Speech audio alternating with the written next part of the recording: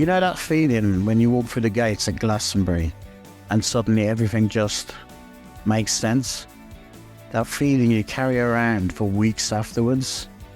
Yeah, that one. Welcome to the 100% unofficial Glastonbury Festival podcast. I'm Paul from Glastonbury Tips, and every episode I'll sit down with someone who truly gets it. Fellow Glasto obsessives, veterans, and anyone who's ever stood in a field at 3 a.m. thinking, I am home. So pull up a camping chair, grab a cider, and let's talk Glastonbury.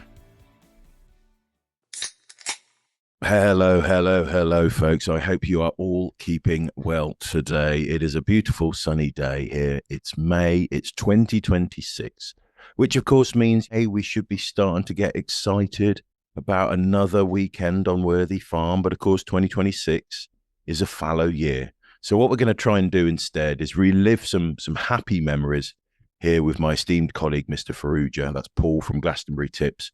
And we're going to relive some of his favourite memories, the Wednesdays, the Thursdays of Glastonbury's gone by, while we wait for the next one in 2027. Paul, mate, Mr. Guru of Glastonbury, as it were. So it's let's pretend it's the week before Glastonbury. You've got your tickets. You've gone through all the stress of ticketing, and Lord knows we'll talk about that sometime soon. It's Wednesday morning. It's time to go to Glastonbury. Tell us about waking up on that morning and how it feels. Oh, well, you probably don't sleep because you're so excited. Sure. And you're thinking, did I pack the tickets? Did I pack the tickets? Did I pack the tickets? You check for the millionth time. And then the car's packed because you normally pack it the night before. Everything's set. Just getting in that car, setting off, if you're driving, that is. Of course. The excitement is just, it's so high. And I normally put on my playlist that I create for everyone. Oh, yeah. Available So, yeah, on Spotify. find it on Spotify, yeah. Put it on random, so there'll be some acts I've never even heard of that I'm listening to on the way, or me and Karen, I should say, we're listening to on the way. Sure. And we drive from London, so we go via Fleet Services. That's always our first stop. And you always bump into fellow Glasto goers, and obviously your brothers and sisters in arms. And you're already really excited, and you start chatting, and you have your coffee and some brekkie. As soon as I hit the A303, I know I'm going west. I'm getting excited. We pass by the Stones, seen Stonehenge a million times, but you still have to slow down, to the dismay of all the locals they're trying to get to work.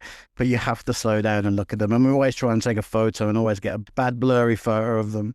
That's almost become a tradition now. I think if we ever do a good shot of the Stones, it'll be a shock. Well, it means you move into means you've stopped completely, right? You don't want to annoy all the farmers in the land. Exactly. Well, to be fair, there's so many already going west that it is already getting to crawling pace there. Yeah, because it's single lane. And then as soon as you see the Somerset sign, you're like, oh, we're there. We're Love it. touching distance of it. And then the last two things you see before getting anywhere near Worthy Farm are the AA signs warning locals. There's this little thing called the Glastonbury Festival going to be held over the next few days. Oh, I've heard of it, yeah. Yeah, there might be some disruption. And then as soon as you're in kind of catching distance for the FM signal, Glastonbury's own radio station, Worthy FM, comes on. And that's when you know that we're going to be going for them gates very, very soon. You're on like the hallowed turf. You're touching distance. Exactly, yeah. Brilliant. So we've got to Somerset. We've got to, the beginning of the site. And let's not call it the site, because the site is 4 hours to drive across or whatever it is. But you're there, and you arrive and you meet the stewards who direct you. Tell us a little bit about, as I say, kind of getting onto the site, starting the experience. Yeah. So you first drive onto like neighbouring farms that have been hired out for the next 5 days or even longer probably, and they've got these kind of metal plates, and anyone who's listening who's been before know exactly what I'm on about. So you're driving on these plates, they're vibrating, you're in the traffic, and you're trying to get to the closest car park towards your chosen campsite. You never get the car park you always want. You just never. I've never had the exact one. I always end up in the same car park no matter what time I get there. So you park up, you unload your gear. You can see the snake of the queue and the gates are miles down, but you join the queue, and it's the world's friendliest queue. You can hear cheers coming across the fields while people are waiting. And the queue, you can't avoid the queue. The queue can be horrendous if you don't have a trolley, which I'm sure we're going to talk about next year about what to take to Glastonbury. Sure. You're going to wait a good few hours before entering Glastonbury itself. But then once you're in, you'll forget that queue. So just to kind of set the expectation for anybody who might be new as well, anybody who might not know Glastonbury, it's going to be a little bit of time in the car before you even start unloading. Is that right? A little bit. Normally, you get out of the car quite quick, depending on what time you arrive. So we get on site in the car around 6 in the morning on Wednesday. Oh, right, yeah. Okay. So the gates, officially, the normal gates into the festival don't open at 8. So people queue overnight. Some of the hardcore, some of my friends who are hardcore queue overnight. So they've been there in all weathers, sitting in a camping chair right near the entrance to the gate. God, that's keen. Oh, yeah. So when you see the news footage of like Emily and Michael Eavis welcoming people, them people right from the gate have been there all night. Wow. And there's only toilets there. So there's no drink, there's no food. You have to take everything with you. And obviously, if it's raining, that's even more hardcore. But yeah, it still drops. Even if it's a sunny Glastonbury, it'll still drop at night because you're in the middle of Somerset Fields. So then, so the getting out of the car normally isn't too bad. But then you join the queue, and it's not going to move till 8 o'clock. So let's say you join the queue at 6:30 in the morning. It's not moving at all. So you're just there, waiting, chatting to people. You get to know. It's a great way of getting to know your fellow Glasto goers. Once the gates open, you slowly start moving down. And generally, it's taken us 3 hours, 3.5 hours, depending on how long the queue is. You'll either see people standing in the queue in the car park you've just parked, or you walk towards the queue and then you're standing outside. Yeah. So you load up your trolleys, and then walk down, get to the end of the queue, and there's thousands of people behind you doing exactly the same. And you start chatting to people around you, open up some cocktails or coffee, depending on how hardcore you are. I'll let the listeners guess what I open up at 6 in the morning at Glastonbury. Definitely nice still water for sure, right? Yeah, actually, that is a very good point. Actually, that's a good tip. Do bring some water, because you are standing in the sun for a couple of hours. You can get quite thirsty. Especially drinking all those cocktails, yeah. Yes, exactly. So I think at this point, it's probably good for us to mention, if we're okay with it, a good mate of ours had a very important call to make to his daughter's school about this time. Do you want to tell us a little bit about that? Yeah, so I won't name names. Now, I know some schools give kids time off, saying Glastonbury is a cultural experience, and so the parents won't get penalised, but some other schools don't. And my friend's daughter, who had kind of already left, she was just about to do her GCSEs, but she was meant to be there one of the days, I think, during the festival. He called in during the queue, while we're in the queue, to the school to say that his daughter wasn't feeling too good, so she can't come into school today. So he had to get the whole queue to be quiet, which was hilarious. Trying to get a Glastonbury crowd to be quiet, even at the beginning of the festival, was pretty hard. Yeah, but they did, and it was all quiet, and then everyone was cheering him and cheering her. And from what I know, they didn't find out. They might, when this goes out, of course, they might. Yeah, exactly. If she was on the BBC camera, she had been called. There might be teachers listening and going, hang on, I got a call saying somebody was ill on the Wednesday before Glastonbury weekend. I bet it was that. So people who we are speaking about, if you're getting in trouble, well, it's probably too late now anyway. It doesn't matter. Oh, she's left school now. She's fine. And she did really well in her GCSE. So I think it was the Glastonbury weekend that helped her, to be fair. Yeah, I think so. It was, exactly right. The kind of the cultural learning experience that got her over the line in terms of her GCSEs. In which case, congratulations.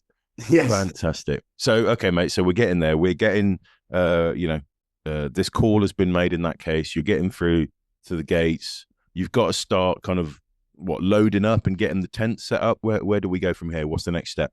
So first, when you get the wristband, that moment you get that wristband on your wrist, you've You've got the made it. tickets in November or in April in the resale. Having that on your wrist, and you're like, okay, we're home. We're finally home. We're back. And if you're new, you're going to see it. If you're new, you're probably going to be, by this point, pretty knackered. To be fair, Oh yeah. Wednesday is the most tiring day because you're queuing for hours and then you got to put up your tents. So it's the hardest day, I'd say, Wednesday. But once you've the tents up, you're going to be fine. So yeah, you get the wristband, you get the program, you get greeted like, an old friend returning by the wonderful volunteers. And then as you walk towards your chosen campsite, you start to get glimpses of the festival. So you start to see a glimpse of the pyramid through the trees or the Glastonbury sign miles away up on that hill. And you're just getting flashbacks of past Glastonburys and memories and performances and moments. And you just can't wait to start again. We spoke a little bit about it last week as well, but just for anybody kind of joining us new for this episode, just tell us a little bit about that. To a certain extent, the hard work is done, right? You've got your tent pitched, you've got your stuff in, you've done the drive, you've had an early start on Wednesday, but you're there now. And then you kind of start to see the beginnings of the festival. You say that the pyramid stage. Paint us a little picture of like those kind of feelings that come flooding back. Well, I think if you knew from early on, you'll notice that the crowd at Glastonbury is slightly different. So generally your neighbours will start talking to you. So that's I highly recommend doing that. Talk to your neighbours at the campsite.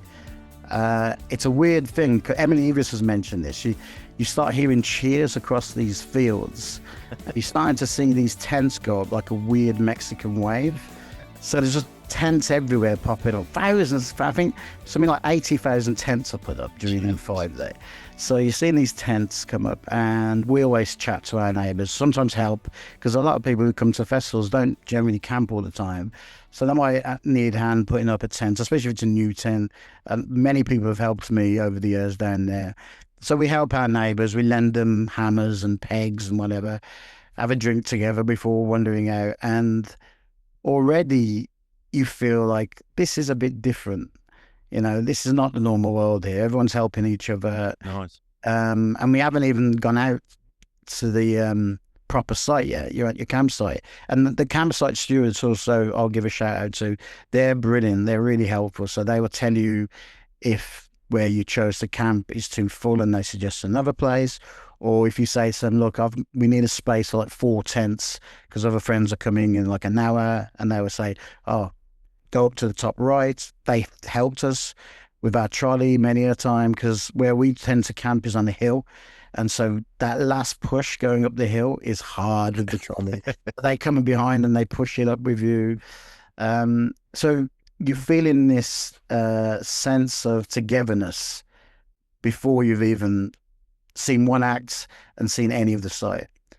It's amazing, mate. You've said to me before, like, for Glastonbury, like if you're desperate to go and see a band, probably Glastonbury isn't the place to go to it. Glastonbury is almost like almost everything except the bands. Is that fair in terms of like it's the atmosphere, it's seeing the installations? Is that about right? Yeah, I mean, it's obviously the music's a massive part. Sure. And, Yeah. When you will see some amazing performances, but ever since it's got really hard to get tickets, and it sells out before any headliner, it's like people are determined to have a good time no matter what. Fair. No matter the weather, no matter who's playing. And you'll always see in the media about people moaning about the Glastonbury headliners. Last year was a perfect point.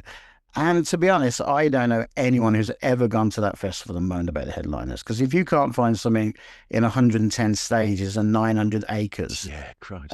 Then you must be really picky. Because there's 4,000 performances over 5 days. You're bound to find something that you love every day. Easy one a day, if not 50 a day.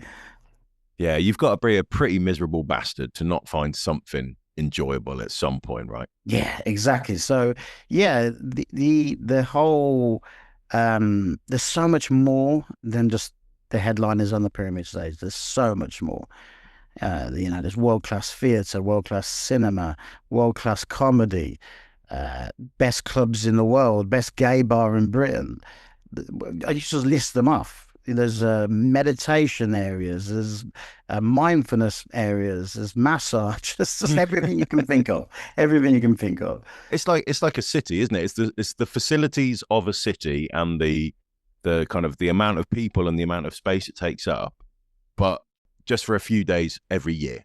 Yes, yeah. For 5 days every year, this becomes, I think, if I'm not mistaken, the biggest city in the southwest of England. That's insane. And then It's just mad. and then what? 3 weeks later, it's just cows again, isn't it? Yeah, yeah. They clear up, and I think there's only two permanent structures or three, and it's back to being a dairy farm. Being an engineering nerd, folks, as I have been for many years now, like just making it happen is fascinating, right? Just that sheer, how do you, even before you consider, like, you get to see Coldplay if you like them or if you don't like them. They are arguably the biggest band in the world. There's all that, which is incredible, but the sheer, how do you make it happen is a talking point all of its own. Oh yeah, I mean, I watched the BBC webcam from like around April and start to see the build, and you can't really see much of it, but Glastonbury themselves on their website put images of the build slowly getting bigger and bigger. And I call Glastonbury the World Cup of music. It really should be the World Cup of entertainment and the World Cup of engineering, because it shouldn't work, but it does, and it's amazing. Amazing. So it's getting towards Wednesday evening. Let's say you've done the hard graft, you've got there 6 a.m., you've got your tent pitched up, you're ready to start kind of getting stuck into Glastonbury. And you said yourself, Wednesday is one of your favorite evenings for various reasons. Perhaps you could tell us a little bit about what goes on Wednesday night. Yeah, so Wednesday and Thursday are my favorite days, weirdly, at the festival. Now, if you've never been before, you think, well, there's not much on. And I used to think this. And then I went to my first one and saw all the events going on the Wednesday and Thursday, and I love it. So Wednesday afternoon, actually, by 2, we've normally put everything up, all our tents are up. And about 3 years ago now, I decided to do a bar crawl for various reasons. One, we're at Glastonbury, start having fun, start drinking, going around the different bars. And two, if people were new at the festival, it's a great way of getting like your bearings, kind of your bearings and orientation. When I started it 3 years ago, I think 20 or 25 people came, which was great, way more than I was expecting. That's cool. Had a great day.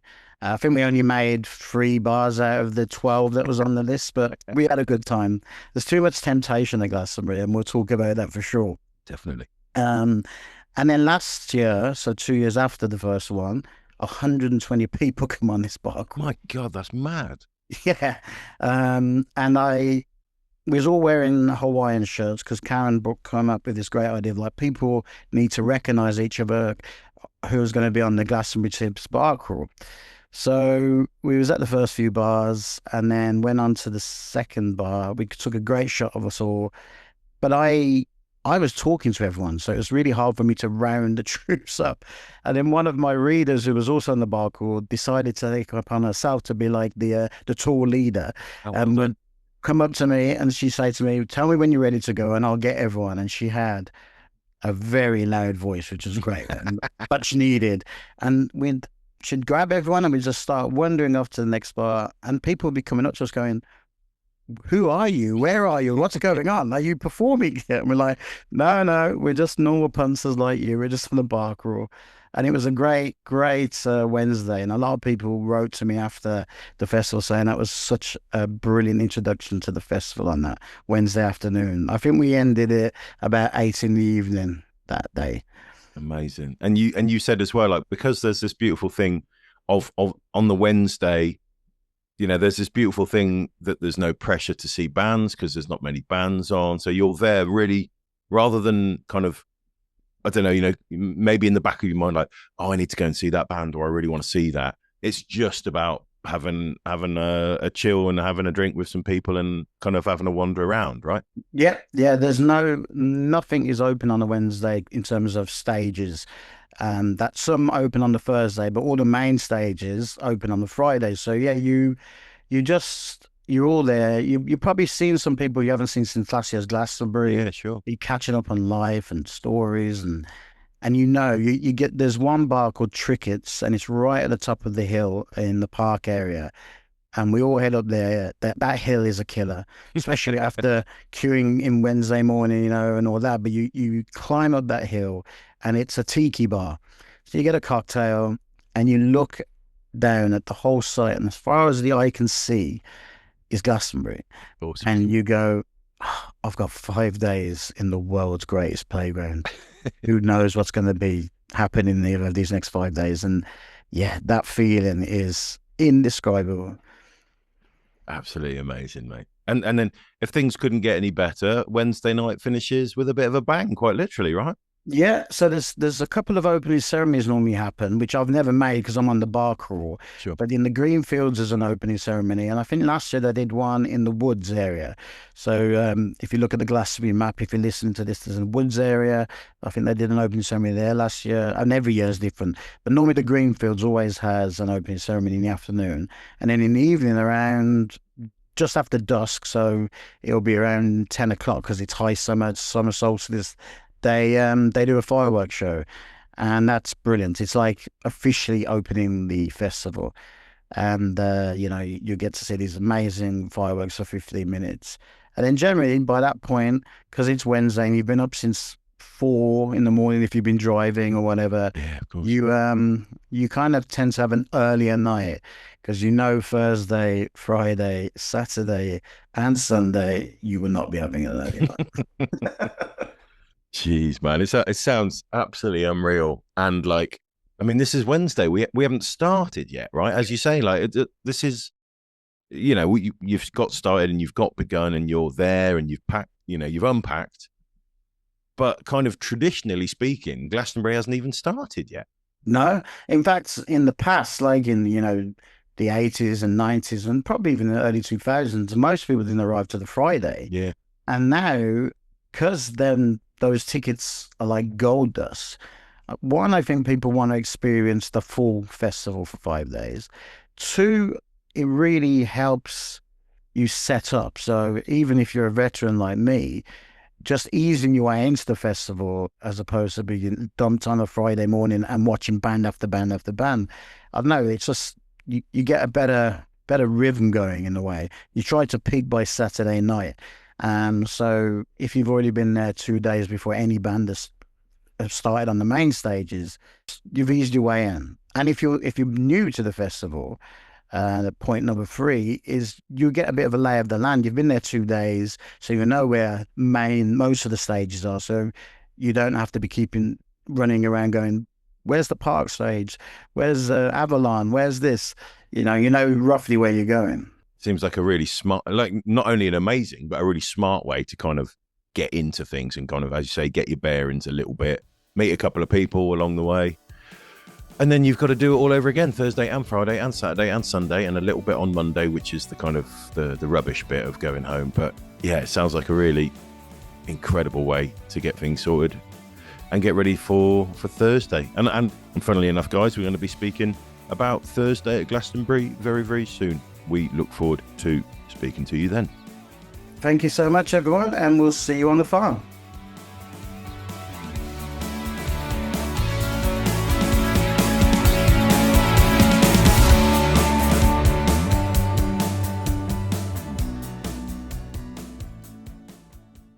This episode is sponsored by Axia Mediterranean Spirit.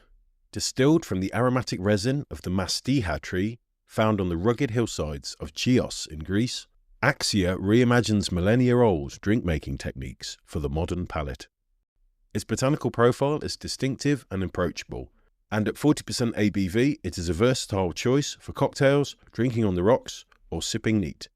Search for Axia, that's A-X-I-A, Mediterranean Spirit, on Amazon.